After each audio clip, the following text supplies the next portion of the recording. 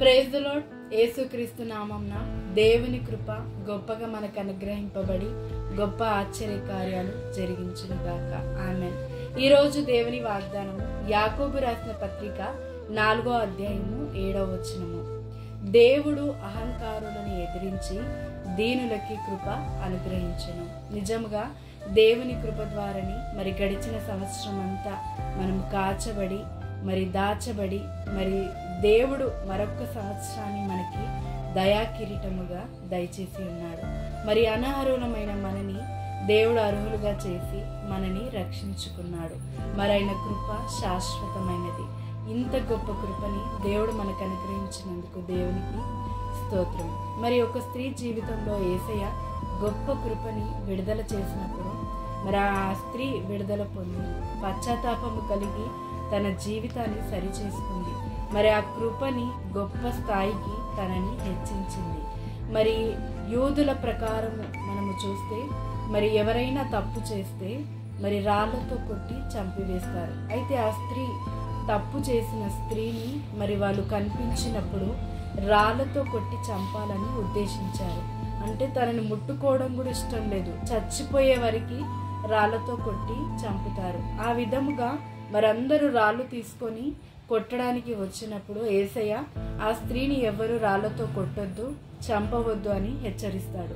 కానీ ఎవరు అందులో కొంతమంది వింటారు, కొంతమంది వినకుండా కొట్టడానికి ముందుకు వచ్చినప్పుడు అక్కడ యేసయ్య ఒక మాట అంటాడు, మీలో ఎవరైనా తప్పు చేయకుండా ఉంటే వాళ్ళు తన మీద రాళ్ళు వేయవచ్చు అని చెప్తాడు. కానీ అక్కడ ఎవ్వరు తప్పు చేయలేని వాళ్ళు ఎవరు ఉండరు. తప్పు అనేది ప్రతి ఒక్కరి జీవితంలో సహజంగా జరుగుతుంది.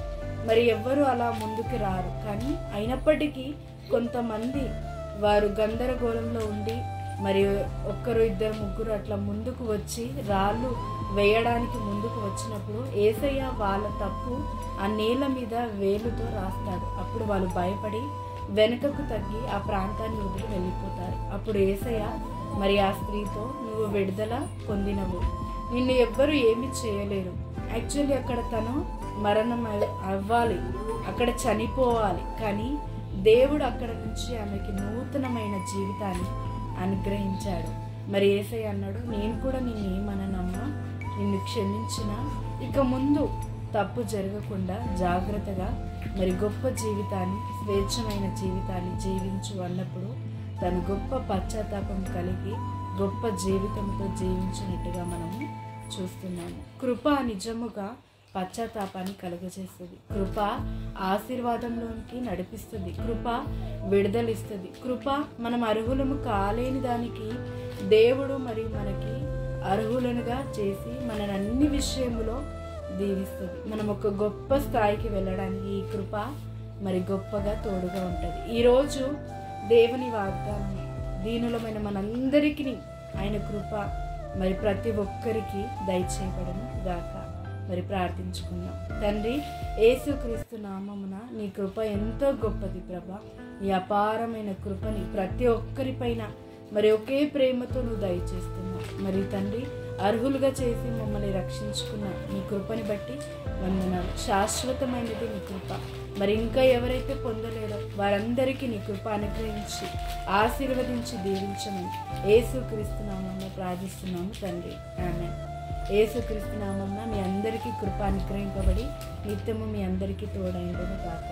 ఈ వాగ్దానము మీ అందరి జీవితంలో నెరవేర్చబడును గాక. ఆమేన్.